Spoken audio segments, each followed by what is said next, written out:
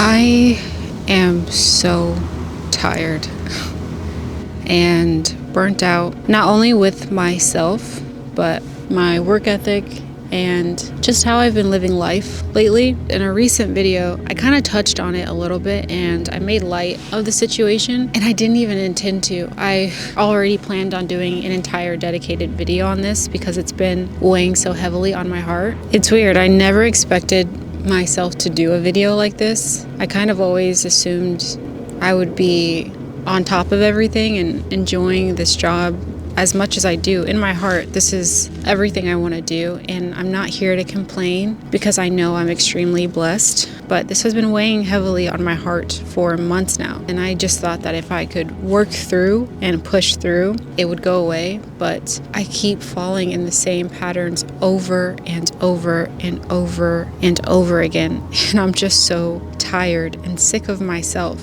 Genuinely so sick of my own BS. But in that video, I had no intentions of telling you how I've been feeling lately, and yet I couldn't even help it. It's just been on my mind constantly, and I feel like it's affecting my work. It's affecting my self-esteem, to be honest. It's officially at a point to where I can't continue to work unless I get these things off my chest and try to grow and evolve. And I think that I'm so blessed to have a platform like this because I'm allowed and able to share my thoughts, my heart, what's on my mind to a community who is so welcome and so kind and encouraging. I did not expect anything from that little excerpt that I put in that video at all, genuinely. And I got hundreds of messages on both Instagram, YouTube, even TikTok. And it made me feel so seen, so loved, and so cherished. It really was such a blessing. But now I just want to share with you fully like how I've been feeling. Oh my gosh, I feel like I'm going to cry already. I just want to share with you how I've been feeling,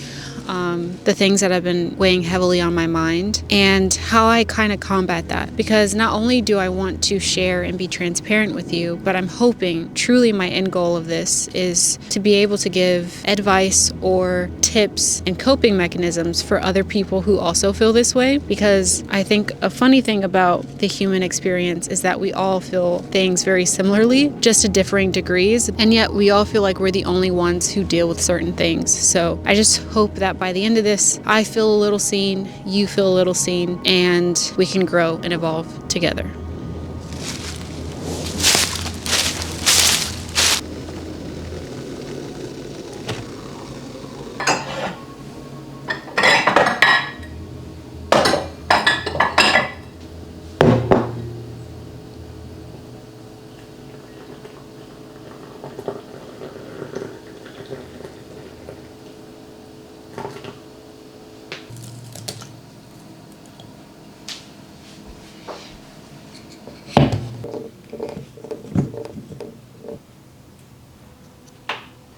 I don't know about you, but for some reason, I just assumed that with burnout, it would label itself and you would know exactly the moment that it hit you and you would be able to rectify it from there. But in my experience, burnout has been a gradual thing that has completely taken me by surprise and is now completely taking over my life. Physically, I get like anxiety and chest pains and rapid heart rates when I think about the work that I have to do, or I think about how far behind I am. And emotionally, I am just riddled with self-doubt and not necessarily shame, but extreme disappointment, because I just felt like I would be somewhere else, and not from anyone else's fault but my own. I don't think that I'm where I want to be. I know I'm not where I want to be. I know I mentioned this before in the last video, but there's something to say when you're your own worst enemy. I have no finger to point at but here.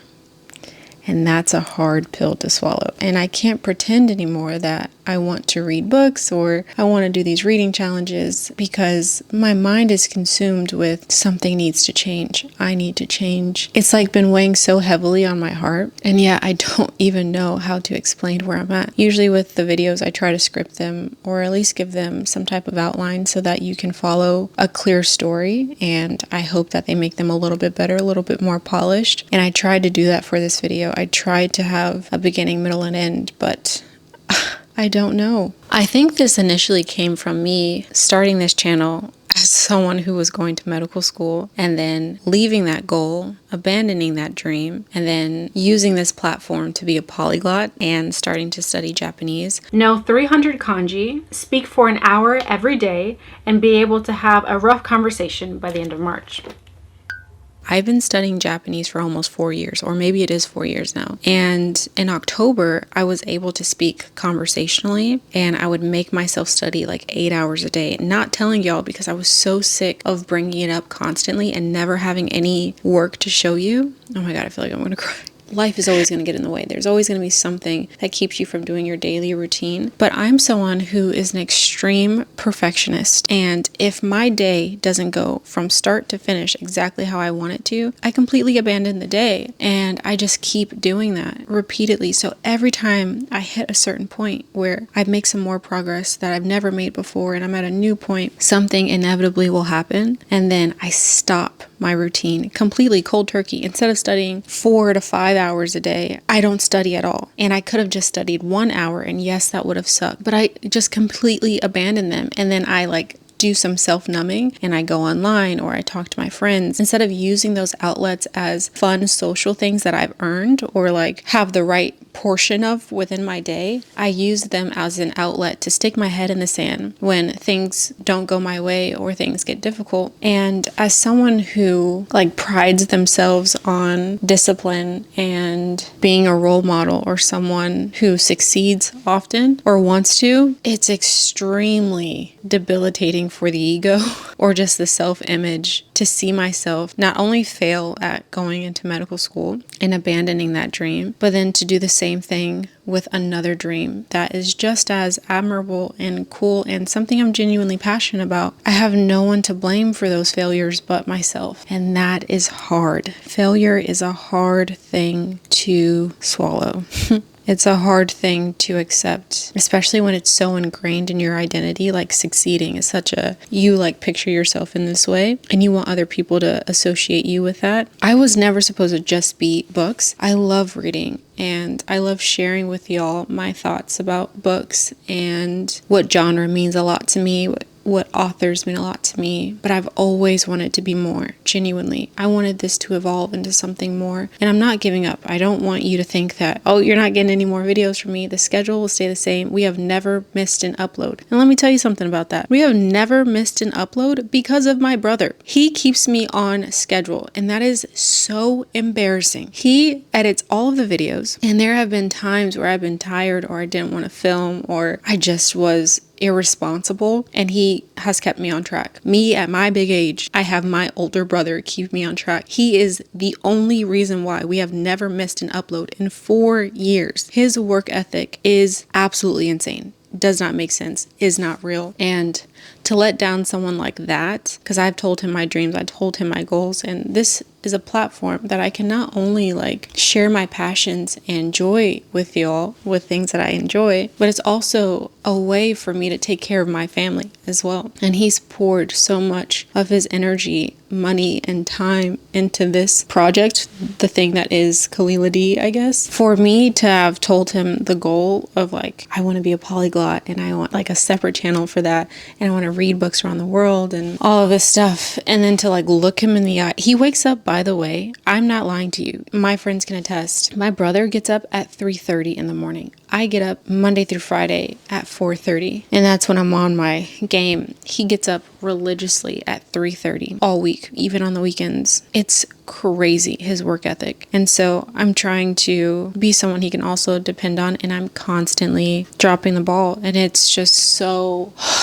it is a hard thing to live with. I keep doing this thing where I get sick of myself and I'm you know what? Everything ends right now. All of my bad coping mechanisms, all of the things that I've been letting slide, all of it ends today, and I make radical changes, from the top to the bottom of every aspect of my life. My fitness, my content creation, how I spend time with my family, how I'm reading these books, my language learning journey, all of the things. I try to change them all at once, and I make radical changes. If I was just studying 2 hours a day, I would make it 4 or 5 hours. If I was just working out, maybe a regular workout, I would add more weights and do everything, make radical changes all at once. I'm very much a 0 or 100%. Every single time, without fail, I realize that I set myself up for failure. I can do it really well for 3 to 4 days, maybe even a week. And then one thing will get mixed up or messed up. And suddenly I just ruin the entire day. And then I get so tired and anxious and scared and like overwhelmed at the idea of going back to that schedule, because it's always so much at once, that I'd rather stay with my head in the sand and not grow at all. And then I just keep being stuck in this cycle, and it's driving me insane. I am driving me insane. I just feel like it's bleeding into my work. It's bleeding into how I show up for y'all. And this is by no means, I don't ever want to come off as someone who is ungrateful or complaining, because I could not be further from that. I have come from nothing. Genuinely, look me in my eyes when I tell you, think of like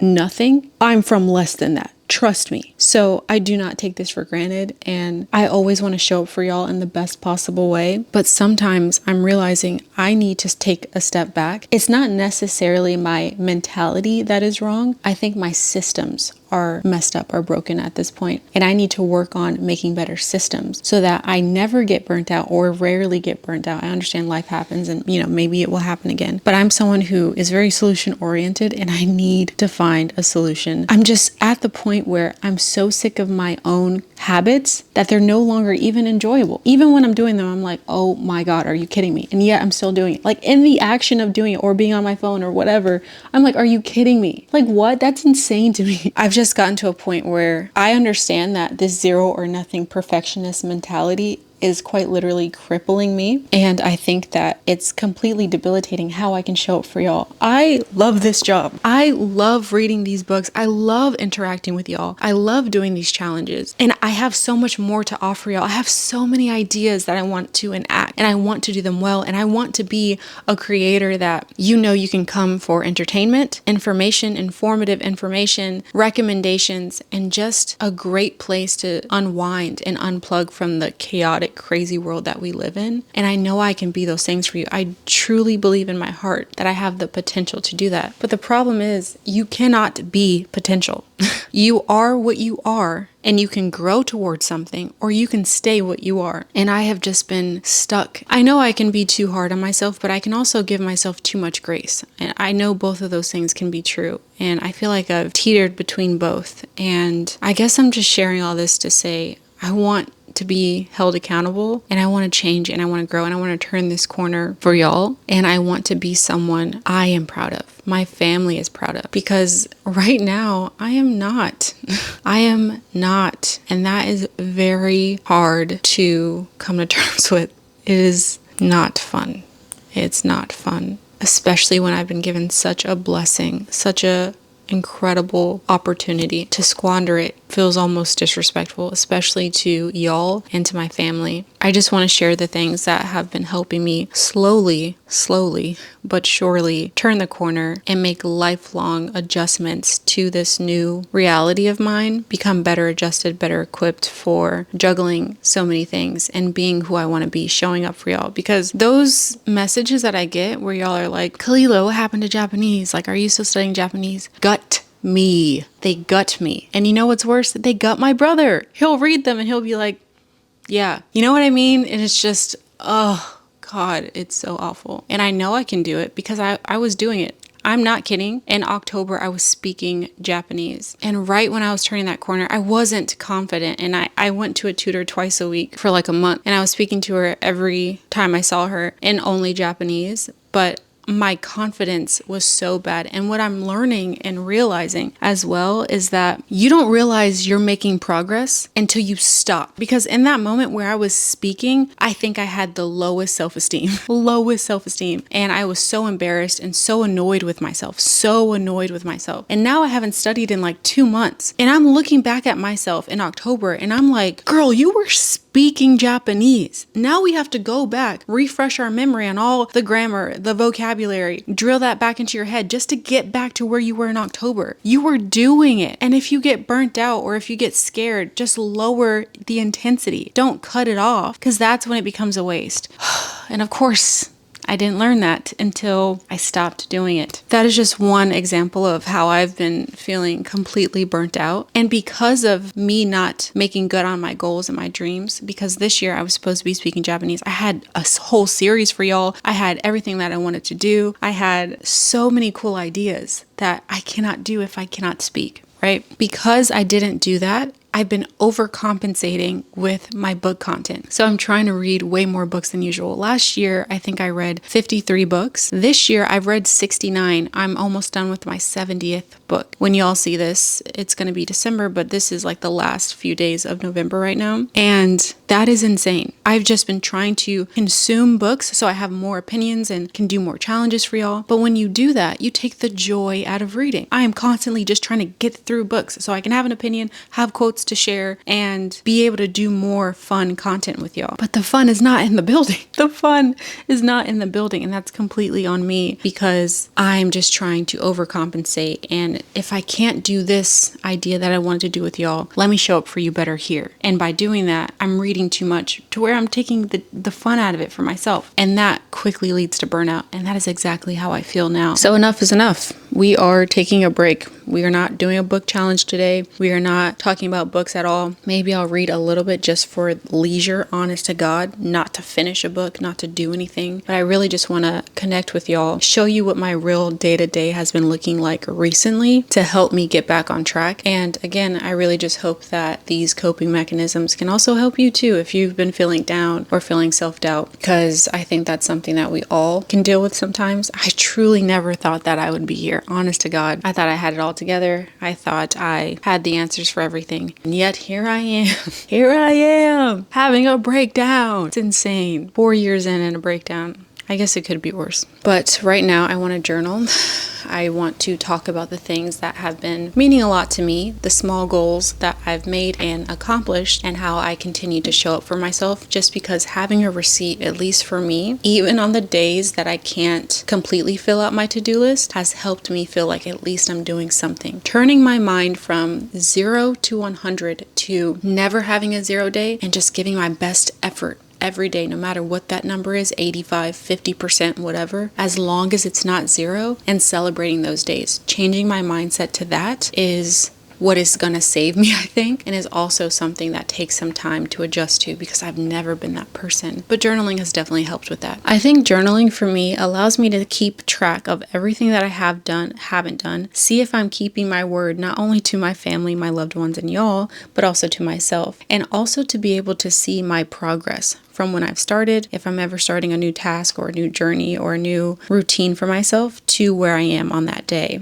And it's also really good to look back on bad days that I didn't think I could do much. And then I look back and I'm like, wow, I did that. And it's just the extra motivation or booster you need sometimes to be able to get through the current day that you're on. Another thing that I also do is tell other people that are close to me. Don't tell random people, but tell people who are close to you, people who their opinions matter to you. Tell them your goals, because it's one thing to disappoint yourself, which is hard. You lose a lot of self-trust. You have a lot of self-doubt. You start to really question everything that you do when you constantly let yourself down. But it's even worse when you let down someone who cares about you. So, for example, I try to tell my goals for the week to my brother or my friends. So I'll tell Sarah and Kinsey, let them know like, oh, these are my plans for this week. And they will check in on me throughout the week to see if I'm doing those things. Whatever I tell them, I try to make law for myself. So I always try to tell them a little bit less than what I actually want to do, because worst case scenario, I just want to make sure I make them proud. And being able to know for a fact that I have other people expecting an answer from me has really kept me in the game, so to speak, when I have hard days or rough weeks, or I'm a little bit avoidant, or I'm scared of a task because I know it's going to be hard, or I don't really have a lot of self-trust that day. Being able to tell other people that matter to me has been a really good help with that. And another thing that's been helping me too is making sure that my coping mechanisms are a lot harder to access than usual. So for me, the easiest way to just completely detach from my life and to just self-numb is being on my phone. And I trick myself often because I'm in a unique situation where I am a content creator. Technically, I should be online so that I can interact with y'all, see what books you're reading, making sure you know that I care, answering the comments if you guys have questions, if you want me to link something. So I say like, oh, I'm working, I'm I'm responding to people, but then I find myself scrolling myself, or I find myself on Pinterest and YouTube watching other people's videos instead of posting my videos or answering comments. And it's like, that's my way in. I always tell myself, oh, I'm here to work. And then I'm looking up and it's an hour later. A few things that have been helping me find like real work-life balance, because now that I do this full time, it's hard to know when I'm supposed to stop and when I'm supposed to start, because there's no line. It's blurred. My life is my work. My work is my life. So trying to treat this as like a regular 9 to 5 where I have deadlines and a clock in time and a clock out time, and setting up some more structure for myself has been a lot more doable, because I would just work until I'm done filming. Like it could be 2 a.m. and then I just stop working. Then I wake up the next day and I'm working again. And I think that has also led to this feeling of burnout. So what I've been doing now is having like designated social media time outside of doing work. So classifying, I'm only here to work. These are my work hours. I need to interact with my community, see how they're doing. That is my work time. Then have designated just social time. If I just want to be online, seeing what my friends are doing. My friends are content creators. I want to see what videos they're posting. I want to support them. So I have that time designated just for me enjoying content, and separating those two things, even just in my mind, has been very helpful. But another thing too that I think that can help other people who specifically use their phone as a numbing or coping mechanism is finding apps or physical restraints to keep you from accessing your phone. So this is what I do. Hold on. With my phone, this little lock here is from Amazon. This is not sponsored. I'm just telling you what's helping me. This is a little phone lockbox. So you press this little button here and you put your phone in here. And I think you can set it up to 24 hours. The longest I've ever done is 8 hours, but you put it in here and you set the alarm for how long you want to keep it in. If there's ever an emergency, you have this point here where you can like swipe to answer a phone call or whatever. But then I personally have an Apple Watch too. So if there's ever an emergency, like someone I need to talk to, my manager, my family, or my friends or something, I'm able to talk to them on my Apple Watch. But everything else, social media, that's not an emergency. Checking something else, that's not an emergency. So I put them in here, and this little thing has been helping me so much. And it's embarrassing that it's been helping me as much as it has been, because I feel like I shouldn't have to put my phone in a physical location away from me. But I think we're just at a point in life now where everyone's kind of struggling with work-life balance or social media balance, being away from their phones. Everyone's screen time is insane and it's scary. So for me, I'm just personally at the point where I'm like, I just need to do whatever I need to do that will lead me to the best life, or the best version of my life I can see. And this is one of them. Another thing that's been helping is something you just heard go up. This is a little timer. I now time everything. I time how long I'm in the shower. I time how long I do a task, because if I don't, I notice that if I say I have a day to do this, it will take me a day to do that assignment. If I say I have an hour to do it, it will take me an hour to do the assignment. Restricting how much time I give myself for a certain task or for a certain activity has allowed me to do way more, and it has made me way more conscious of my time, because it's made me realize how much I waste it or lollygag. But with this, and especially when it's like in sight, it gives me a sense of urgency. I'm like, oh, I need to finish it before this timer goes off. And it also kind of gamifies my task too. It makes it a little bit more fun, because I'm like, oh, can I do it in this time? Sometimes I can, sometimes I can't. But if I've been working the entire time, I'm proud of myself regardless. So being able to time myself as well has been helping. I know these are insane tactics. I'm just telling you, they've been helping me. And last but not least, specifically with the phone, I use this app called Opal, but there's also another app called Be Present. I personally like Be Present more just because the interface looks cooler. And these are apps that block your other apps. So you have to put in a passcode for it. And it's not just like the one that Apple has ingrained in it, because I think with Apple, it makes it too easy to be able to unlock your phone. But with Be Present, if you want to unlock it, I don't know how Opal works. I just started it and I know some of my friends use it and they really like it, but I personally have been using Be Present. If you want to open, for instance, Instagram, it will say, are you sure you want to unlock it? Then it will send you to Be Present. And then it will say, if you want to unlock it, you will lose your streak. Do you really want to do this? Are you giving up? And it like makes you question, like, do I actually need to open Instagram right now? And it makes you go through so many more steps. It puts a bigger barrier between you and that immediate dopamine kick that you're looking for. And it makes you be present and be in the moment and be like, wait, I actually don't need this. And that has been helping me so much. I think all of these things in tandem has been making a great improvement on my life. But that app in particular, and it's a free app. I think there is a paid version of it. I don't use the paid version of it. I use the free version. And it's been fine. So it just depends on what you're looking for, I guess. But I use it every single day. It is installed in my phone right right now, and I love it because it just makes me avoid avoidance. It makes me be in the moment, be uncomfortable. If a task is hard, if I'm getting frustrated, stop looking for immediate soothing and just deal with it, and then take a designated break. So these are a few things that have been helping me, and I know this was a weird video.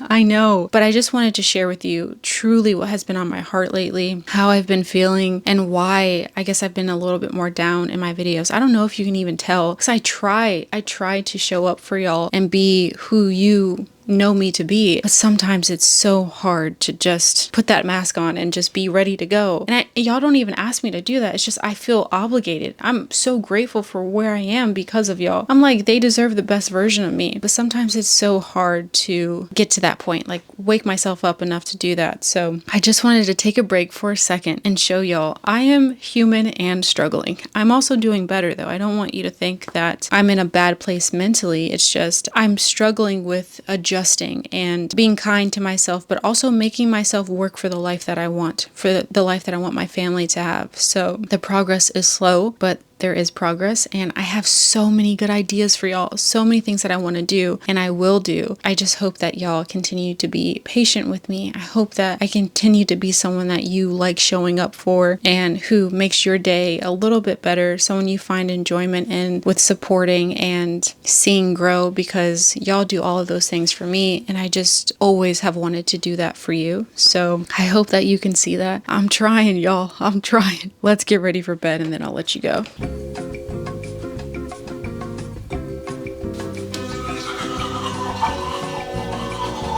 My favorite part of the day is doing my nighttime skincare, but I'm ready to go to bed. I will be reading this. It is You Are Here. This is by David Nichols. This is basically about a story about two people finding love in their older age once they no longer want to deal with society, basically. So I feel like this is perfectly fitting. It's literary fiction, but also a little bit of romance. Before I let you go, I just want to say thank you again for being a place where I feel open enough to be transparent with you with where I am in my life and the things that I'm currently dealing with. And again, if you feel like you're dealing with any of these things, I just want you to know you're not alone. You're not the only person dealing with this, and there are ways to get out of it. I feel like a lot of the times, especially when you internalize things and not necessarily let other people in, it can feel kind of hopeless, and you can just feel like you're stuck in this cycle forever and this is all it's ever going to be. But I want you to know, as someone who also feels that way, that is not the case. It can be hard to conceptualize that when you're in the depths of it, but I think the one good thing about rock bottom is the fact that you can't go lower than that. No matter what you do, no matter how small, all you're going to do from then on out is improve. So take care of yourself, be kind to yourself, but do not baby yourself. I used to mix self-care and self-indulging all the time, and those two things are extremely different. Self-care can be taking time off of work and doing something that you enjoy, unplugging and letting your work go for a little bit, but self-care is also doing the things that you say you're going to do, showing up for yourself, completing your to-do list, making something that's manageable, knowing that you can check them off and checking them off even when it's hard. I think for me, my biggest thing is like not going based off of my feelings, but going based off of the plan. So if I wake up in a really bad mood one day and I'm like, I do not want to do anything today, hearing that, acknowledging those feelings, letting myself know that that is a valid feeling to have, and still doing the work anyway. If I am capable, if it's not something that is strenuous or putting myself in harm, if I know I can do the work, do the work, because it's for future me, for my future family, so on and so forth. So I want you to have that mentality with yourself too. Have self-care, but do not self-indulge. So